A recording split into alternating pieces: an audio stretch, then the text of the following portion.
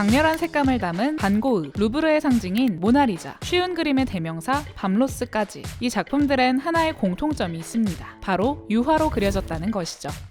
유화는 기름을 활용한 물감을 말합니다. 부드러운 발색, 묵직한 느낌, 다양한 화풍을 그려낼 수 있어 과거부터 오늘날까지 꾸준하게 예술가들에게 사랑받고 있는데요. 하지만 유화는 결코 다루기 쉬운 재료가 아닙니다. 유화를 사용하기 위해서는 고도의 기술과 지식이 필요한데요. 그런데도 유화는 많은 화가들에게 오랜 기간 사랑받는 재료 중 하나죠. 왜 수많은 화가들은 유화를 그렸을까요?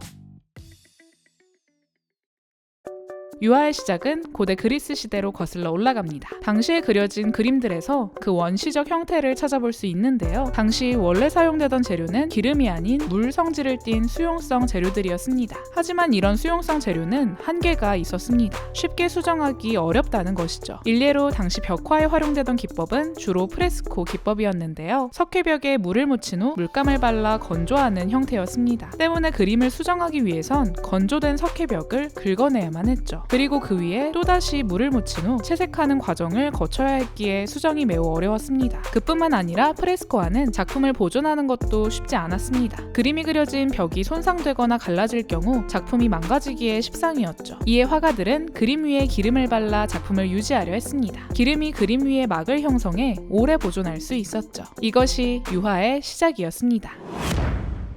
이런 시도는 고대 이집트로 이어졌는데요. 고대 이집트에선 조금 더 발전된 방식을 활용했습니다. 바로 벽면이 아닌 물감 자체에 기름을 섞어 사용하는 것이었는데요. 단순히 작품을 오래 보존할 수 있는 것 외에도 물감과 기름을 합친 기법엔 장점이 많았기 때문이죠. 기름을 활용한 유화 물감은 천천히 마릅니다. 기존의 수용성 재료들처럼 증발하며 마르는 것이 아니라 물감 자체가 서서히 굳어지기 때문인데요. 굳기까지 걸리는 시간이 수용성 재료보다 오래 걸리죠. 이는 다시 말해서 물감이 마르기 전에 수정할 수 있다는 의미였습니다. 그림을 수정하기 위해 벽을 긁어내야 했던 과거와 달리 예술가들은 얼마든 무한히 그림을 수정할 수 있었죠. 또 물감에 사용된 기름의 비율을 조절하면 다양한 기법도 연출할 수 있었는데요. 기름의 양이 많으면 색이 더 투명하고 얇게 표현됩니다. 때문에 마치 수채화를 보는 것 같은 붓터치가 느껴지죠. 반대로 물감의 양이 많으면 두껍게 덧칠할 수 있어 유화 특유의 입체감이 잘 나타나게 됩니다. 그 중에서도 유화의 가장 큰 장점은 색감이 부드럽게 표현된다는 점이었습니다. 유화 물감은 다른 재료에 비해 뚜렷하고 명확한 색깔 표현이 가능했는데요. 때문에 다양한 색조를 그림으로 구현해낼 수 있었죠. 이는 수용성 재료로 그려진 그림보다 훨씬 더 풍부한 그림을 그려낼 수 있게 했습니다. 수용성 재료로 그려진 대부분의 그림은 빠르게 말라 붓자국이 다 보이기도 하고 수분이 증발한 후 안료만 남아 퍽퍽한 느낌을 전하기도 했죠. 하지만 유화는 기존 재료의 단점을 모두 보완하며 엄청난 장점을 가진 재료로 도약했습니다.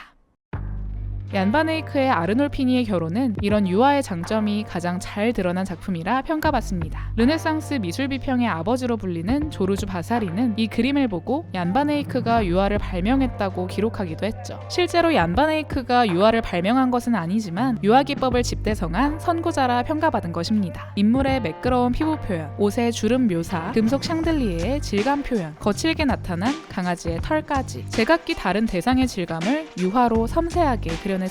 이 작품의 가장 큰 특징은 붓자국이 거의 보이지 않는다는 것인데요. 이는 유화 물감의 성질을 극대화해 활용한 것입니다. 천천히 마르고 발색이 부드럽게 표현되는 유화는 이전에 없던 새로운 기법을 만들었는데요. 바로 그라데이션 기법이죠. 그라데이션 기법은 두 가지 이상의 색을 자연스럽게 연결해주는 방식인데요. 물감의 양을 많이 사용하면서 문질러가며 채색하면 붓자국이 전혀 느껴지지 않게 채색할 수 있었죠. 이 기법이 만들어진 시점을 기점으로 자연스러운 색을 표현할 수 있는 유화는 점점 더 많은 화가들에게 사랑받게 됩니다. 우리에게 잘 알려진 르네상스의 명작들이 이 유화로 만들어진 이유이기도 하죠. 하지만 완벽해 보이는 유화에도 한 가지 문제가 있었습니다. 유화 물감을 사용하기 위해선 긴 공정이 필요했습니다. 우선 물감의 기본 재료가 되는 안료를 시장에서 구해 이를 절구에 빻고 고운 가루로 만듭니다. 그리고 이 가루에 기름을 섞어 걸쭉한 유화 물감을 만드는 것이죠. 이 과정은 오랜 시간과 노력이 필요했습니다. 완성된 유화 물감을 물감을 보관하는 기술이 없었기에 화가들은 매 순간 그림을 그릴 때마다 새로운 유화 물감을 만들어야 했습니다. 대부분 화가들은 이를 신성한 의식처럼 여기고 장인 정신으로 승화했는데요. 하지만 막대한 노동이 투여되기에 그림 그리는 시간이 줄어들 수밖에 없었습니다. 때문에 물감을 많이 만들기보다 몇 가지 색깔만을 만들어 섞어가며 표현하기도 했죠. 유화 물감을 보관하는 시도가 없었던 것은 아닙니다. 제작된 물감은 마치 소세지처럼 묶여서 보관하기도 했는데요. 주로 돼지 오줌볼을 사용해 보관했습니다. 하지만 돼지 오줌볼은 쉽게 찢어지거나 물감이 새어나가는 일이 발생했죠. 그러던 중 1832년 화가인 헨리 뉴튼과 화학자 윌리엄 윈저는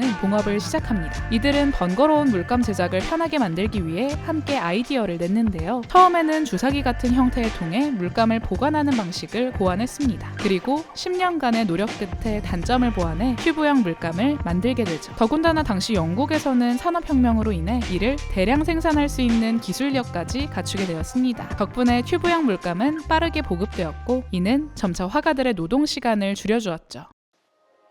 또 튜브형 물감은 기존의 돼지 오줌보 같은 보관 방법과 달리 물감이 새어나갈 일이 없었습니다. 얼마든지 들고 이동할 수도 있었죠. 이에 화가들은 더 다양한 장소에서 그림을 그리기 시작합니다. 이 튜브형 물감을 적극 활용한 건 인상주의 화가들이었습니다. 인상주의는 빛에 따른 색채의 변화를 빠르게 포착해 그려낸 사조입니다. 시시각각 변화하는 빛을 그림에 담아내기 위해선 밖으로 나가야 했고 순간의 빛을 담아내기 위해 그림의 속도 또한 중요했죠. 그리고 이 시기 등장한 튜브형 물감은 화가들을 밖으로 나갈 수 있게 했고 빠르게 그림을 그릴 수 있도록 해주었습니다. 인상주의의 창시자라 불리는 클로드 모네는 이 튜브형 물감을 애용한 예술가 중 하나입니다. 모네는 튜브형 물감을 들고 강과 숲, 야외를 오가며 그림을 그렸습니다. 시시각각 변하는 빛을 그림 속에 담아냈습니다. 반 고흐 역시 튜브형 물감을 애용했는데요. 반 고흐의 초상화를 보면 밀짚 모자를 쓴 것이 아주 많은 걸 볼 수 있습니다. 이는 고흐가 야외에서 그림을 자주 그렸기 때문이죠. 고흐는 밤하늘의 별빛, 밭의 풍경 등 빛이 아름다운 순간에 튜브형 물감을 들고 달려갔고 우리에게 익숙한 명작들을 탄생시켰습니다. 튜브형 물감의 발명은 화가들에게 새로운 가능성이 되었죠. 유화만이 표현할 수 있는 색감과 질감은 오랜 시기 많은 화가들에게 사랑받았습니다. 하지만 유화에는 단점이 여전히 남아있는데요. 유화 물감을 사용하는 것이 까다롭다는 점입니다. 이는 유화에 사용되는 기름 때문인데요. 어떤 화풍을 사용할지, 어떤 대상을 그려낼지에 따라 적절한 기름의 종류는 달라집니다. 때문에 잘못 사용하면 그림을 망치게 될 수 있죠. 또 유화는 시간이 지남에 따라 물감의 특성으로 인해 색깔이 변하거나 금이 가는 경우가 많습니다. 옛날 유화 작품 속에서 이런 모습을 어렵지 않게 볼 수 있습니다. 하지만 최근에는 기술의 발전과 정보의 빠른 전달로 유화의 단점들이 빠르게 보완되고 있습니다. 까다로웠던 재료인 만큼 전문가들을 중심으로 사용하던 유화는 그 사용법에 대한 교육과 함께 빠르게 취미 시장을 만들어가고 있죠. 더불어 지속적인 재료 개발 덕분에 더 오랫동안 작품을 보존할 수 있는 유화 물감들이 만들어지고 있습니다. 이러한 변화로 인해 현대의 유화는 더 많은 사람들에게 사랑을 받고 있죠.